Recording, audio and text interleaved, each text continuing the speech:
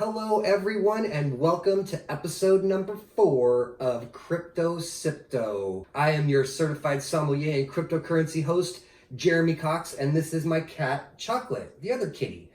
He's a lot different than Tofu is. This one you can hang upside down, right side up. He doesn't care, he's just a kitty. Huh, kitty, you're the cute kitty. Both of them are cute kitties, but this one is, he's the alpha kitty. All right, you ready? All right, cuz I'm ready too. We're going to get into the first real episode of cryptocurrency pairings and wine. I've been talking about it and we're about ready to pop the bottle of 2015 Chateau Cantenac Brown and pair it with Bitcoin. First and foremost, do your own research. This is not financial advice. This is not drinking advice. This is just me and you having a fun conversation with some wine. And speaking of which, the contest. So far in the lead, we have A. Sullivan. She said that she really enjoys the history she's enjoying the history. The contest is going until April 1st. And then on April 9th, my birthday, we're gonna go to a wine bar and we're gonna open up a nice bottle of wine and talk about another cryptocurrency.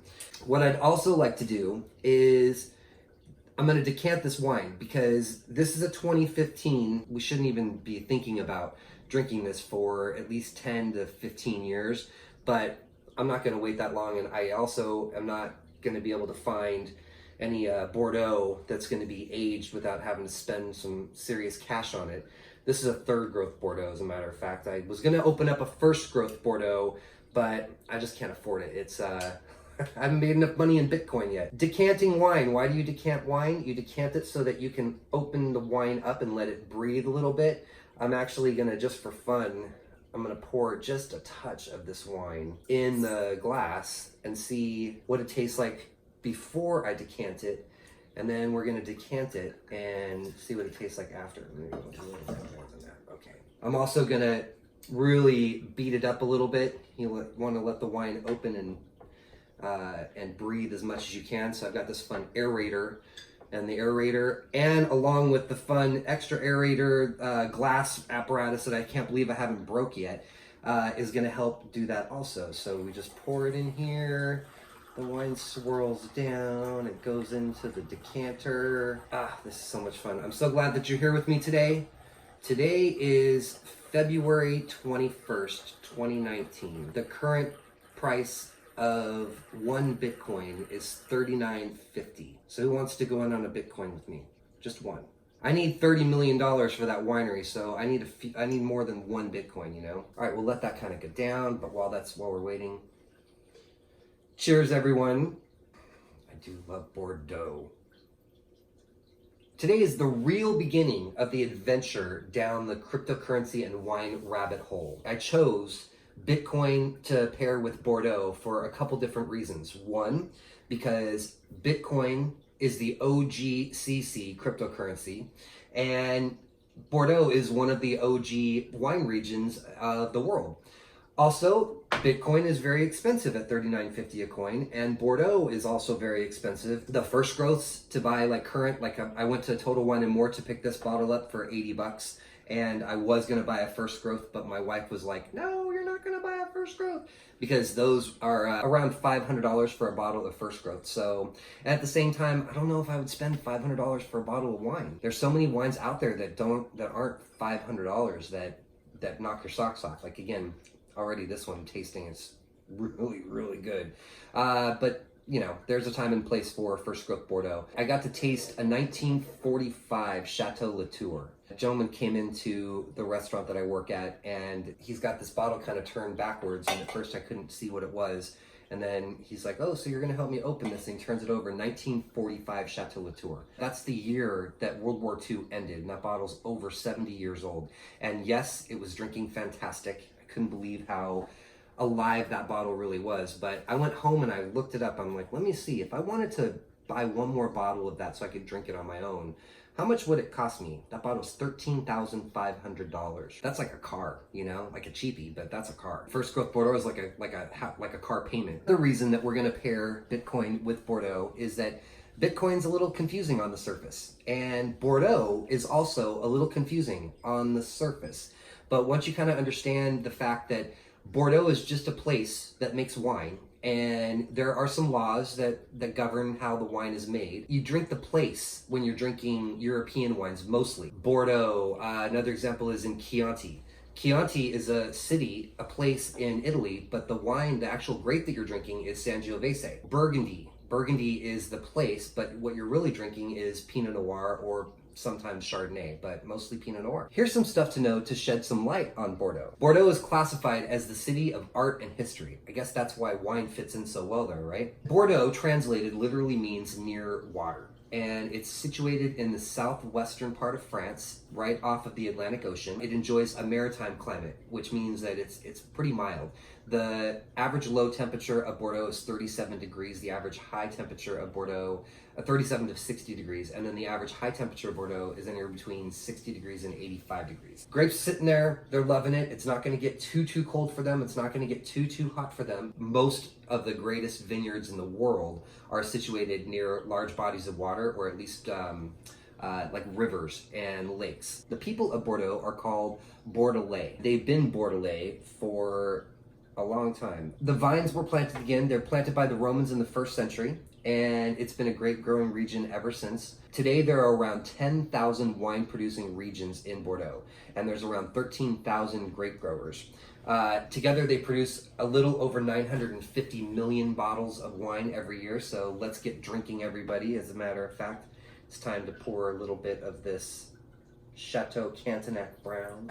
Remember, we swirl the wine, so we release aromatics and get in there for some smells. It's Margaux, where this wine is from, is known to produce perfumed wines, and this is pretty perfumey. We'll talk about the Chateau Cantenac Brown in a minute. We're not going to talk about it now. So there's laws when you're making Bordeaux wine. If you're in Bordeaux, you can only use certain grapes, and those grapes are Cabernet, Cabernet Sauvignon, Merlot, Cabernet Franc, Petit Verdot, Malbec, and then very, very rarely Carmenere. That pretty much doesn't even get used anymore. But those are the grapes that you're drinking when you're drinking Bordeaux. But you're drinking the place when you're drinking Bordeaux. So you would have to know like where in Bordeaux these wines are coming from to know what the grapes that are in the wine. So this in particular, this Margaux, is a left bank from Margaux. This is a left bank wine, and what does left bank and right bank mean? What is that? I used to hear that all the time before I got into wine. I was like, what do you, left bank, right bank? Bordeaux is separated by 2 rivers, and it's the Garonne and the Dordogne. They're basically like anything on the left side of that river is considered left bank, and anything on the right side is considered right bank. Stylistically, those wines on the left bank are made predominantly of Cabernet, and then the right bank, they're made predominantly of Merlot. But the blend is where the winemaker gets to go in and create their liquid art, right?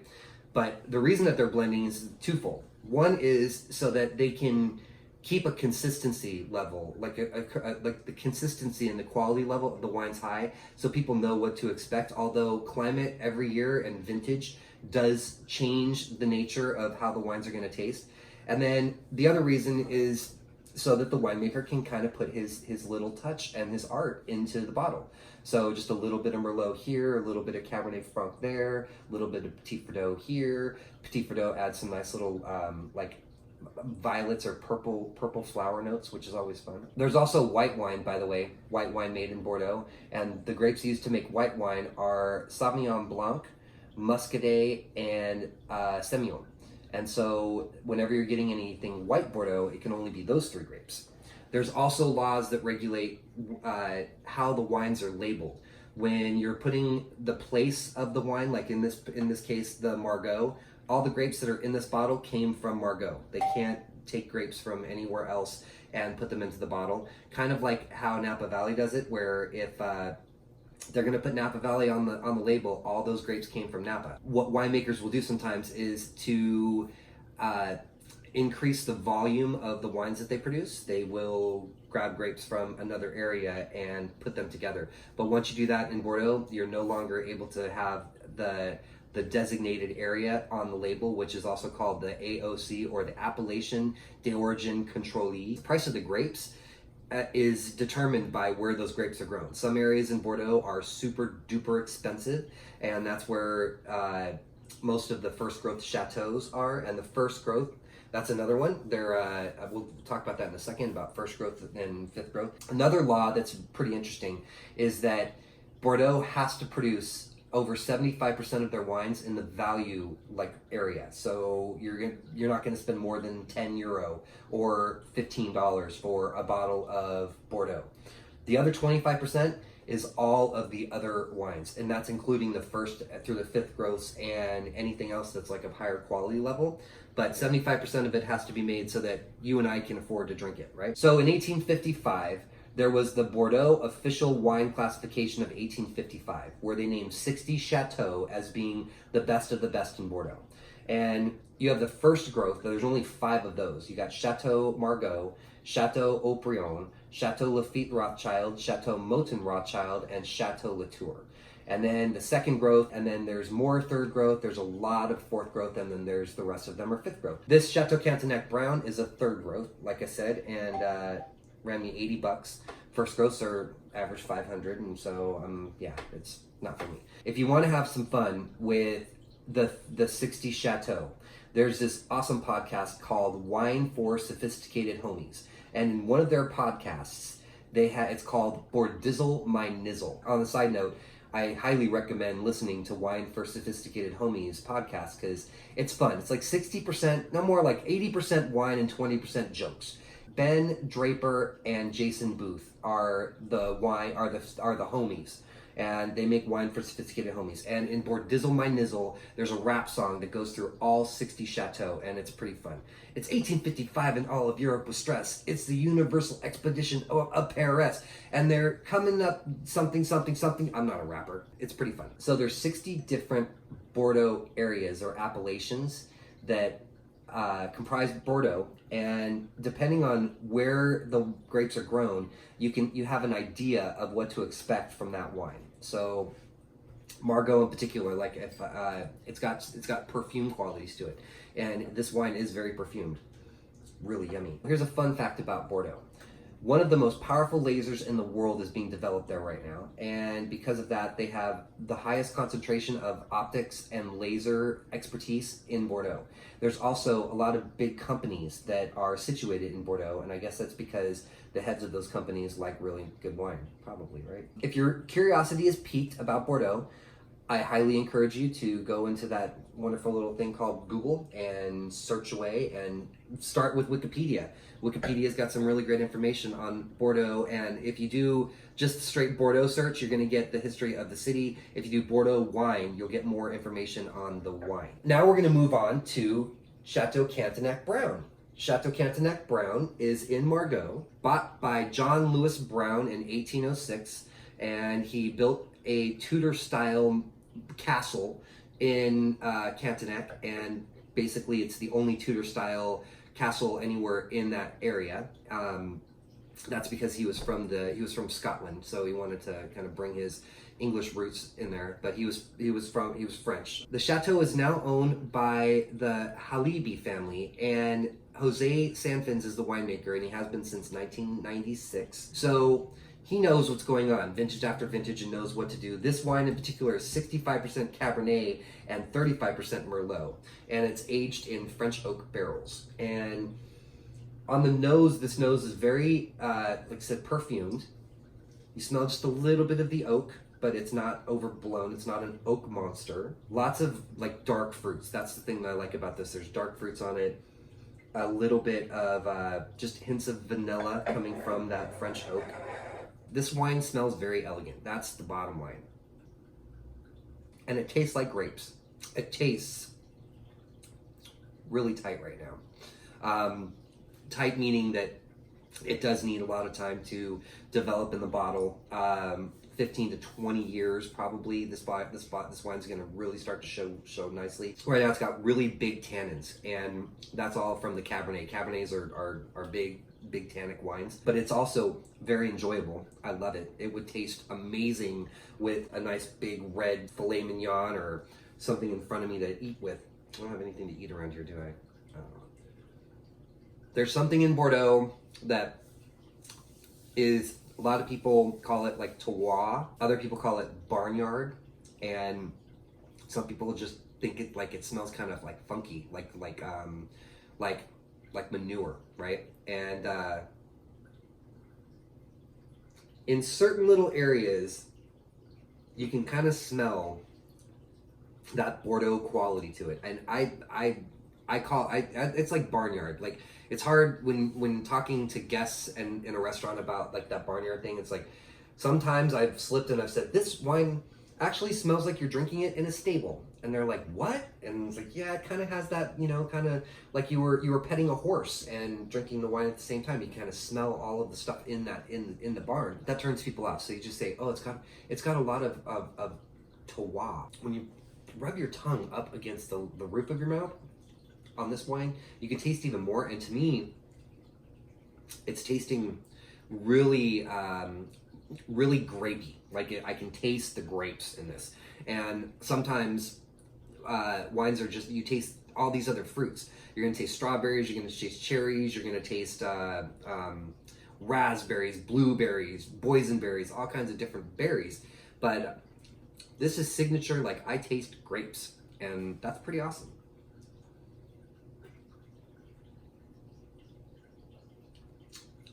It's got a lot of acid right now too, and the acid is kind of playing with me. This wine is 14% alcohol by volume, and that's usually not something that you would expect out of Bordeaux.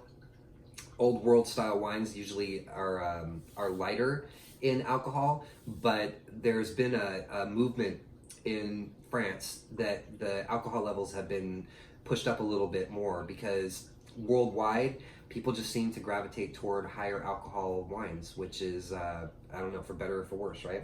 But that's that. The Chateau Cantenac Brown makes 4 different wines, and this is their flagship, the highest tier wine. After that, they have second labels and a third label, and they also make a little bit of white wine. Bonus time is going to be fun today, everybody. Now we're going to move on to Bitcoin. What is Bitcoin? Bitcoin was created by a guy or a group of people named Satoshi Nakamoto, and it actually was started in 2007, like the concept, and Satoshi Nakamoto supposedly started working on it back in 2007, and it wasn't until 2009 that it really started like picking up steam. On October 31st, 2018, or I'm sorry, in October 31st, 2008, the white paper was published, and the white paper is basically just a document that states what Bitcoin is supposed to do. And then on January 3rd, 2009, the first Genesis block was mined. And if you remember, blockchain, that first Genesis block was mined. And then January 9th, let me look at my dates here. January 9th was the date that the first transaction was completed in the block. I'm gonna try so hard to make it simple to talk about Bitcoin, but the bottom of the barrel is that, did I bring my wallet with me? I didn't bring my wallet. It doesn't matter, because Bitcoin can't go in my regular wallet. Bitcoin needs a digital wallet in order for you to hold Bitcoin, and your digital wallet has 2 keys. There's a public key and a private key.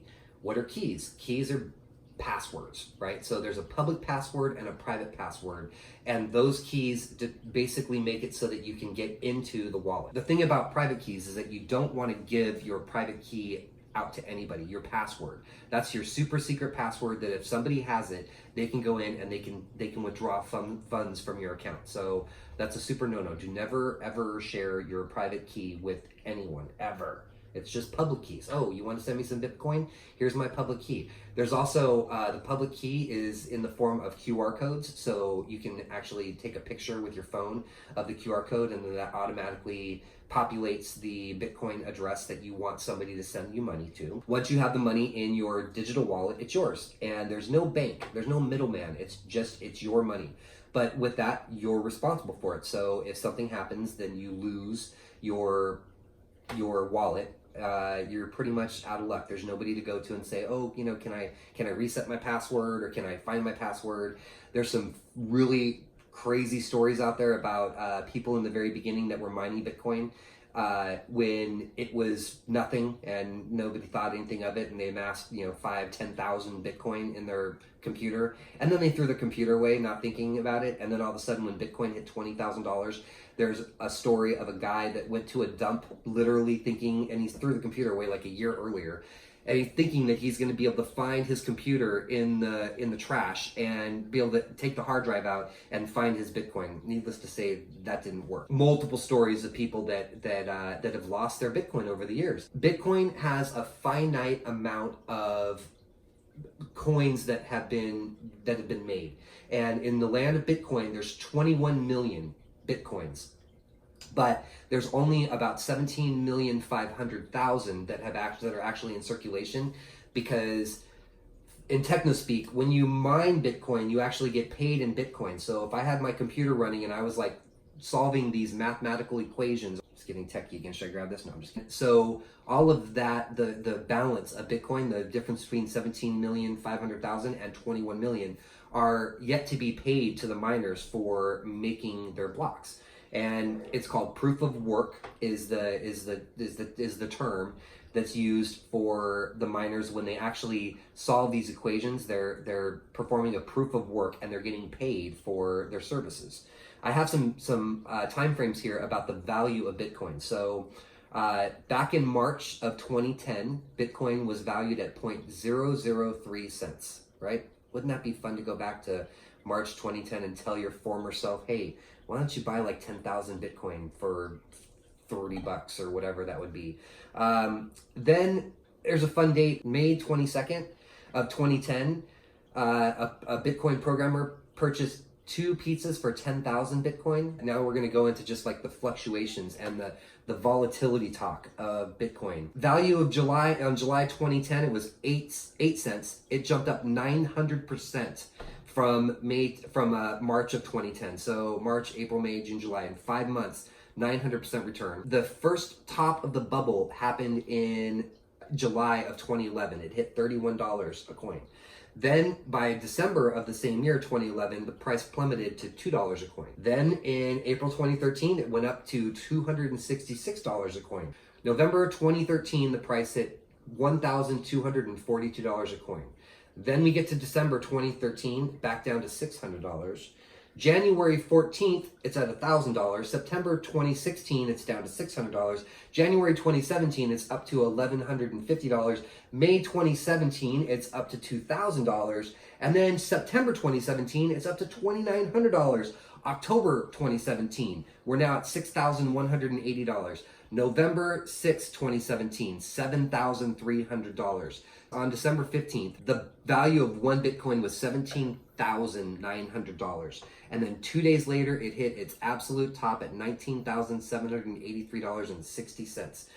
6 cents. $19,783.06 for one Bitcoin. Then it started going down, down, up, down,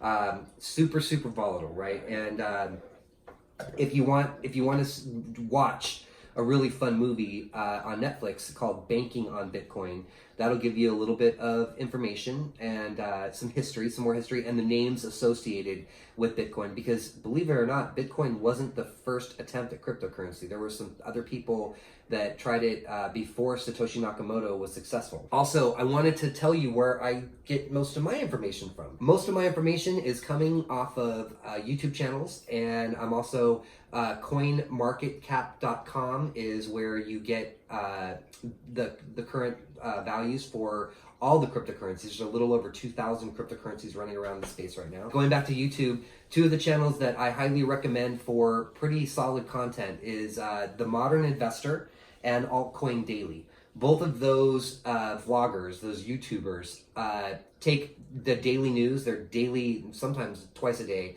episodes where they're reading you the news, and you're learning all of the things that are happening in the marketplace that are affecting the price of Bitcoin, either up or down. I'm not really an investor per se. I just want to own a winery, and my whole goal here is to figure out, where I can put some of my funds into the cryptocurrency space to try to see these returns. And some people are saying that Bitcoin in the next spike, in the next bull run, the bull starts running and all of a sudden Bitcoin goes to the moon. They're saying that Bitcoin could hit $100,000 a coin. There are a very few people out there, John McAfee being one of them, that speculates that Bitcoin's gonna hit $1 million a coin at some point in the future. That would be awesome. Cheers to that, everyone. So I hope that you enjoyed this episode of Crypto Sipto, Bitcoin and Bordeaux. And please, if you have any comments or questions, or you want to be a part of the contest that ends on April 1st, where if you like the video and you comment down below, I'm going to pick one winner. I get to pick it. It's not like random drawing or anything like that. I'm going to pick the most active commenter on my channel who's gonna go to a wine bar with me on my birthday, April 9th. I'm gonna bring a really nice bottle of wine. We're gonna open it up and drink some wine and talk about a coin. If you want to be a part of that and you live locally, I live in Southern California, and you can get to somewhere around the Long Beach area, then feel free to be a part of the contest. Anybody can enter, no purchase necessary. If you did like or didn't like, whichever, either way, please let me know. I really would appreciate it, and the likes go a long way. So if nothing else, just hit the like button or hit the unlike button. I'm not gonna tell you what to do, but I really hope that you enjoyed, because I'm having a great time making these videos. Thank you very much, and until next time, cheers everyone. Thank you for enjoying Crypto Sipto. Oh, you're still here. That must mean that you want some bonus time. Bonus time here in the kitchen with this wonderful bottle of Chateau Cantenac Brown from Margaux 2015. I hope you liked the episode. I'll tell you, it's not easy, like, putting these things together. I'm doing a lot of research. I really don't want to sit here and read and be like, it requires you to have a digital wallet to store your Bitcoin, which is relatively easy to set up. I'd rather just talk to you and have a better conversation. But it's hard to remember all this stuff, man. It's like I've got like 4 pages of notes here that I'm just like, ah. But I've been having some really great feedback from my friends. Thank you so much, everybody who's come to me and said, yes, I like this. Oh, you should probably think about doing this. These videos, the whole plan is that this is going to evolve into something more streamlined and possibly more like cinematic. I'm going to have explosions going off, and there's going to be race car like car chases and all kinds of stuff. Some rock'em sock'em robot action. We get this guy to like pop him in the face. What do you want to talk about? Leave me a comment. Here's a fun one. Let's play a game of answer this question for me. If you had $1 million, what would you do with it? Because one thing is to say, I want $1 million. Another thing is to say what you would do with that $1 million. And I would tell you what I would do. I would buy Bitcoin. That's just what I would do. Maybe not maybe some Bitcoin and some VeChain. And so, this is not investment advice. I'm not telling you what to buy. I'm just telling you what I would buy. Some VeChain. I would buy most likely some Tron, a little more Tron. I have a little bit of Tron right now. Ethereum. I would pick up some Ethereum. Ripple. I'm kind of going back and forth with Ripple. XRP. That one's, I don't know. It's not moving. It's not doing anything for me. So that is what it is. But I'd also probably put some money in the stock market. Did I just say that? Put it in the stock market? No.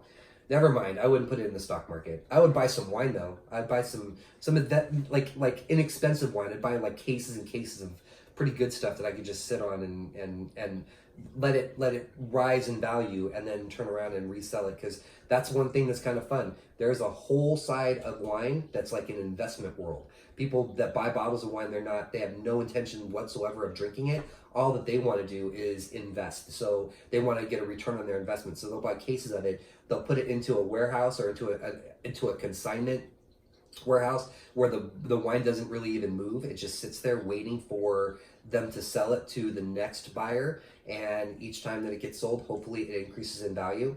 But you want to hear a dirty little secret? Some of the wines, the boxes of these wines that are sitting in those consignment warehouses are full of red bricks. They don't even have wine in them because there's a huge counterfeit market in wine also that people play around with, and they fake wine. There's a really fun documentary on Netflix called Sour Grapes that you can watch that will tell you all about Rudy Currawon and the wonderful escapades that guy had in the wine market, basically fooling all of his friends and selling them top quality top quality Burgundy, and then it turns out that all that stuff is fake.